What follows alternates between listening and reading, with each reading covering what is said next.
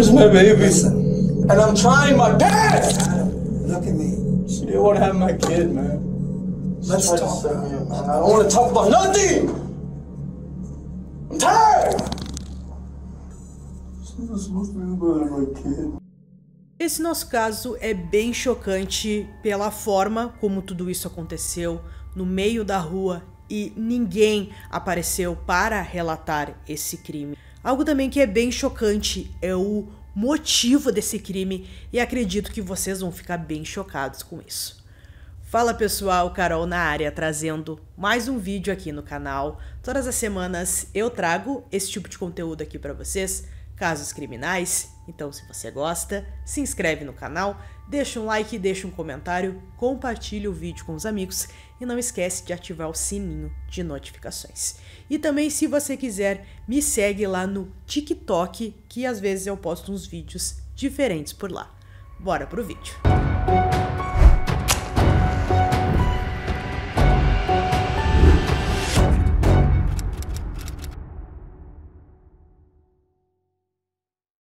Jade Alissa Álvares estava com apenas 22 anos quando estava passando por dificuldades. Nessa época ela tinha um filho de 3 anos, chamado Jeremiah Rodrigues, e precisou trabalhar no setor de alimentação para sustentar seu filho. Em 2018, quando concluiu o ensino médio, ela sonhava em começar a faculdade, mas teve que deixar o sonho para depois, quando descobriu que estava grávida. Em 2023, ela estava desempregada, sem ter como sustentar ela e o próprio filho, e com isso, ela precisou ficar na casa de amigos e familiares. Jade sempre deixava sua mala pronta, esperando para ir para uma nova casa. Em março de 2023, a avó de Jade solicitou uma verificação de bem-estar para ela.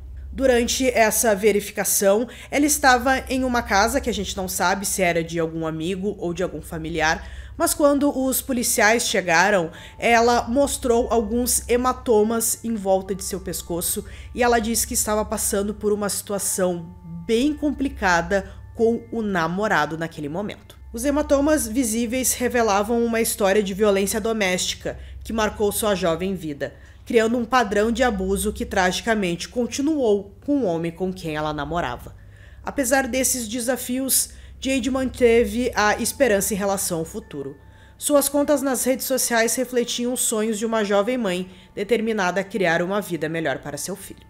Ela falou sobre seus planos de começar a faculdade no outono de 2023, pensando que um futuro com educação pudesse proporcionar a estabilidade e as oportunidades que ela sempre buscou. Amigos a descreveram como alguém com um sorriso contagiante e uma personalidade acolhedora que atraía as pessoas. Nesse momento, ela estava morando na casa de sua amiga chamada Julia Castilho, em uma casa na West Hollywood Drive, em Edinburgh, Texas. O acordo visava fornecer a Jade um alojamento temporário enquanto ela pensava em seus próximos passos. Foi durante esse período que ela se envolveu com Adam Bright, um relacionamento que se provava ser o mais perigoso de sua vida. Adam, que estava com 23 anos, assim como Jade, se apresentava como alguém que queria se estabelecer e constituir uma família, mas por trás dessa fachada escondia-se uma natureza possessiva e violenta. A noite de 5 de abril de 2023 pareceu como várias outras para Jade. Ela estava na casa da sua melhor amiga e pediu o celular dela emprestado para conversar com Adam. Nesse momento, a situação financeira de Jade era tão complicada que ela estava sem celular.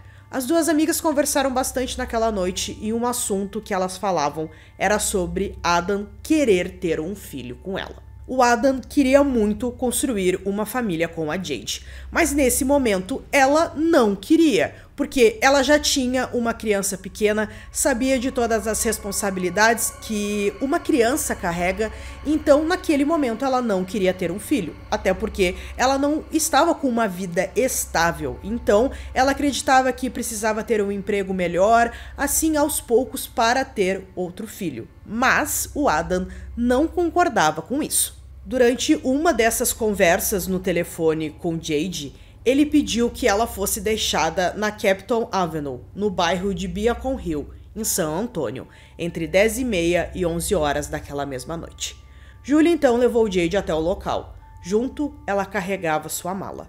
Ao sair do carro e caminhar em direção aonde Adam a aguardava, Jade carregava consigo não apenas seus pertences, mas o peso de uma conversa que estava prestes a ter, mais uma vez envolvendo o assunto de ter um filho com Adam, algo que ele já estava pressionando há muito tempo. Os dois se encontraram na Capitol Avenue e a discussão que vinha fervendo chegou ao auge. Adam queria um filho. Ele nunca havia sido pai e estava desesperado para começar uma família. Jade, que já tinha um filho de 3 anos e lutava para sustentá-lo, deixou claro que não queria trazer outra criança para seu mundo incerto.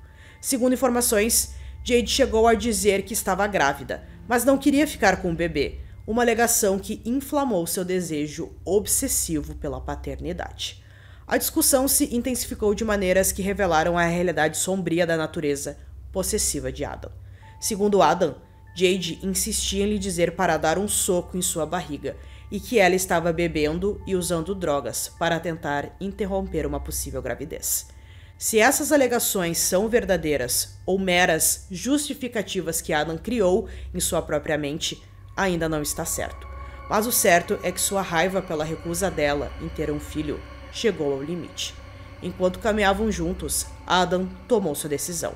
A arma que ele havia usado há poucos dias para assaltar uma loja estava escondida no bolso do seu moletom.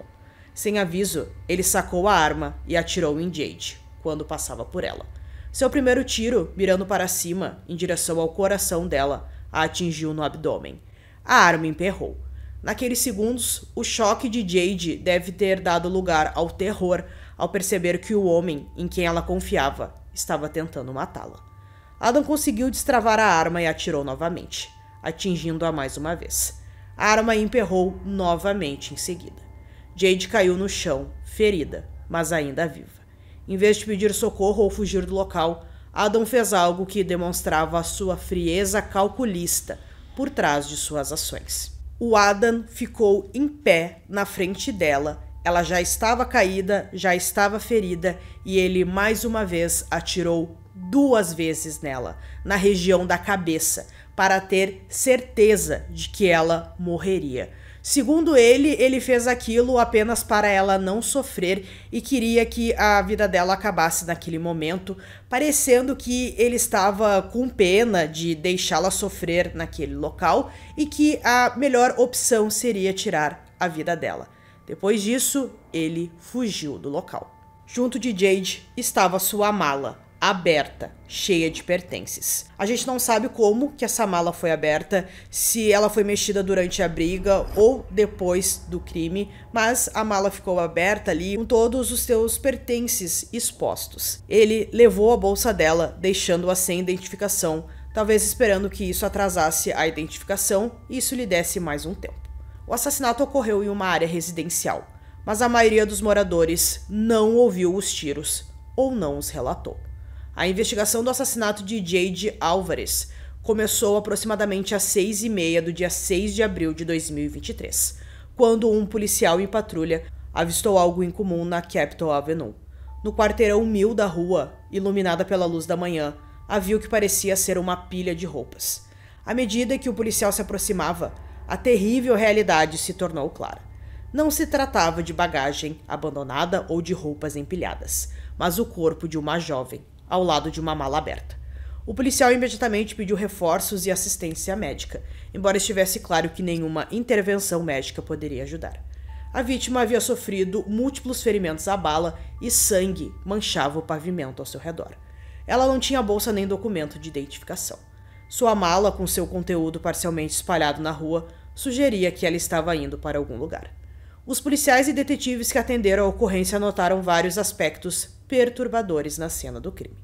A vítima havia sido baleada a poucos metros de várias residências, mas ninguém havia ligado para a emergência para relatar ter ouvido tiros durante aquela noite. A Capitol Avenue é um local com muitas casas em ambos os lados, o que torna estranho que um crime tão violento pudesse ocorrer sem testemunhas ou sem que alguém tivesse descoberto o corpo antes. Para aumentar o mistério, não havia imagens de câmeras de segurança das casas próximas que registrassem ali o momento do crime, deixando os investigadores sem evidências visuais do que havia acontecido. A vítima foi identificada como Jade Alyssa Álvares, por meio das suas impressões digitais e outras características de identificação. A avaliação do legista revelou a natureza brutal de sua morte: 2 ferimentos de bala na nuca e 1 no abdômen. O padrão dos ferimentos revelava uma história de execução, sugerindo que após os primeiros tiros, o assassino havia retornado para garantir que Jade não sobrevivesse. Não se tratava de um crime passional cometido no calor do momento. Tratava-se de um assassinato premeditado. Sem testemunhas na cena do crime e sem imagens de câmeras de segurança, a investigação inicialmente travou. Detetives se espalharam para vasculhar o bairro, batendo de porta em porta e perguntando aos moradores se alguém tinha visto ou ouvido alguma coisa incomum naquela noite. Alguns moradores se apresentavam para relatar ter ouvido um único tiro, seguido por um grito de uma mulher, e em seguida vários outros tiros, mas não conseguiram identificar o local ou a hora exata dos sons. Ninguém havia testemunhado o tiroteio ou visto alguém fugindo do local. A descoberta do caso veio de uma fonte inesperada: imagens de câmeras corporais de uma verificação de bem-estar realizada semanas antes. Quando os detetives revisaram o histórico recente de Jade, descobriram que sua avó, Rita Camacho, havia solicitado uma verificação de bem-estar para sua neta em 24 de março de 2023, apenas 2 semanas antes do assassinato. Durante a visita, policiais equipados com câmeras corporais conversaram com Jade, que mostrou hematomas em seu pescoço e discutiu sua tumultuada situação de vida. Essas imagens forneceram aos investigadores informações cruciais sobre onde Jade estava hospedada e com quem ela se relacionava. As imagens levaram os detetives a uma casa na West Hollywood Drive, onde Jade estava hospedada com sua melhor amiga, Julia Castilho. Quando os investigadores chegaram à residência, a mãe de Julia atendeu a porta e quando os detetives pediram para falar com Julia sobre uma investigação de homicídio envolvendo alguém que havia se hospedado em sua casa, a mãe inicialmente negou saber qualquer coisa sobre Jade ter se hospedado lá, mas sua filha contradisse essa alegação, reconhecendo que Jade havia ficado lá por um tempo. Quando falaram com Julia pelo telefone, sua resposta foi bastante incomum e imediatamente levantou suspeitas. Julia se recusou a falar com os investigadores, alegando que precisava entrar em contato com seu advogado primeiro. Quando pressionada, ela insistiu que seu advogado havia lhe dito para nunca falar com ninguém sobre qualquer coisa sem a presença de um advogado. Essa resposta pareceu suspeita aos investigadores, especialmente considerando que Julia não estava sendo acusada de nada. Apesar da recusa em cooperar, os investigadores conseguiram falar com outra mulher que estava com Jade na noite do assassinato. Essa testemunha provou ser a chave para desvendar o caso. Ela confirmou à polícia que havia dado carona a Jade naquela noite e forneceu detalhes cruciais sobre as circunstâncias que levaram à sua morte.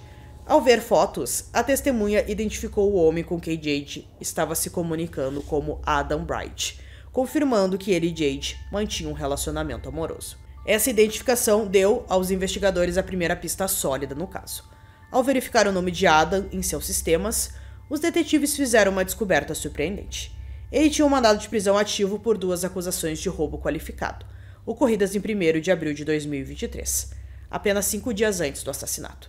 No roubo em questão, Adam entrou em uma loja com uma arma, exigindo que os funcionários esvaziassem as caixas registradoras enquanto mostrava a arma para eles. Com isso, os detetives teorizaram que a mesma arma tinha sido usada para tirar a vida de Jade e no roubo. Em 12 de abril, os policiais localizaram Adam, o prenderam com base no mandado de roubo pendente. O que aconteceu em seguida na sala de interrogatório daria aos investigadores todas as respostas que eles precisavam. Mas os detalhes se provaram mais perturbadores do que qualquer um poderia imaginar. Been like turned upside down since Friday. And my 3-year-old son's there. Oh my god. And like, so you know, it's just like, it's not like, but he's what I live for. I'm all he has. He doesn't have a dad. He's incarcerated. Just got locked up. I thought I was. Listen, look at me. Where's my baby? Listen to me. There's no babies. Look at me. Where's That's the last time this girl is That's alive. my baby? Who? My baby? Where's she? Jade? Where's she at? Durante o interrogatório inicial sobre roubo, os detetives da divisão de homicídios se juntaram ao interrogatório. A princípio, Adam relutou em discutir o assassinato de Jade, mas depois ele confessou que usou a arma do roubo para matá-la.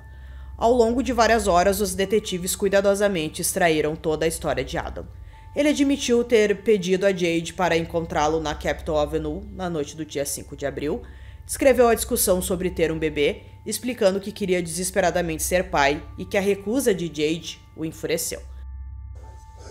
Where is she? She's dead. Okay? And I need to know what happened to her.